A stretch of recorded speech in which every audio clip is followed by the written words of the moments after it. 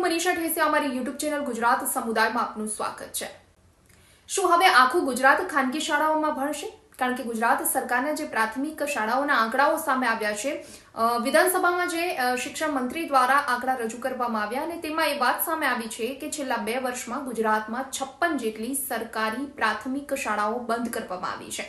તેની પાછળનું કારણ એ છે કે બાળકોની સંખ્યા ઓછી છે, નહિવત છે કે પછી નથી।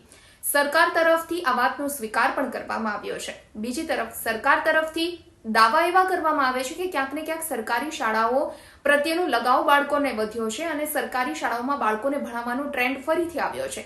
એટલે ખાનગી શાળામાંથી હવે બાળકો સરકારી શાળા તરફ વધ્યા છે, પરંતુ જમીની હકીકત અને જે કાગળ પર આંકડાઓ સામે આવે છે તે વસ્તુ ખૂબ અલગ છે સરકારના આ દાવાઓ કરતા।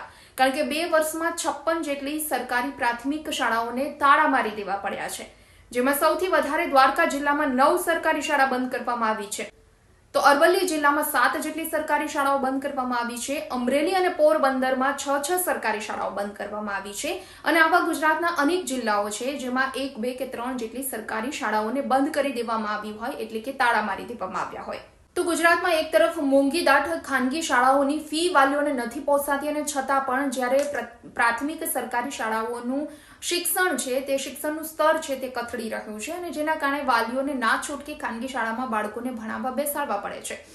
એક તરફ ખાનગી શાળાઓમાં સરકાર તરફથી પૂરતા પ્રમાણમાં શિક્ષકોની ભરતી નથી કરવામાં આવતી, એટલે શિક્ષકોની હંમેશા ઘટ હોય છે। એક શિક્ષક 2 થી 3 ક્લાસ લેતા હોય છે અને જેના કારણે પૂરતા પ્રમાણમાં બાળકોને જે શિક્ષણ મળવું જોઈએ તે નથી મળતું। પ્રાથમિક સરકારી શાળામાં જે પ્રાથમિક સુવિધા બાળકોને મળવી જોઈએ તે નથી આપવામાં આવતી, સારી સ્કૂલ નથી બનાવવામાં આવતી, સ્કૂલના ઓરડાઓને રિપેર કરવામાં નથી આવતા, ઘણી બધી જગ્યાએ શાળાઓના ઓરડા જર્જરિત હાલતમાં હોય છે।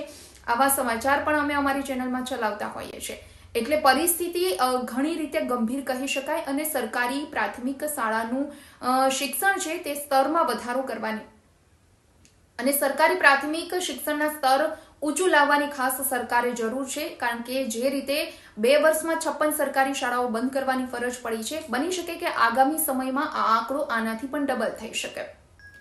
વિડીયો પસંદ આવ્યો હોય તો લાઇક અને શેર કરવાનું ભૂલશો નહીં અને ખાસ અમારી ચેનલ ગુજરાત સમુદાયને આપ સબસ્ક્રાઇબ કરી લેશો। આવતીકાલે કોઈ નવા ટોપિક પર ચર્ચા કરીશું।